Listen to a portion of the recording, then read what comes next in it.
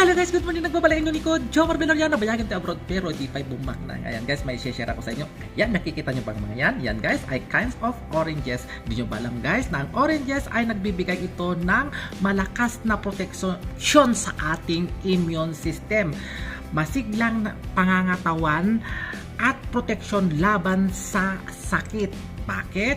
Dahil ito ay may taglay na mataas na vitamin C, antioxidant at fiber. So ayan guys, kaya kumain kayo ng oranges para maiwasan ang mga sipon, sakit at anumang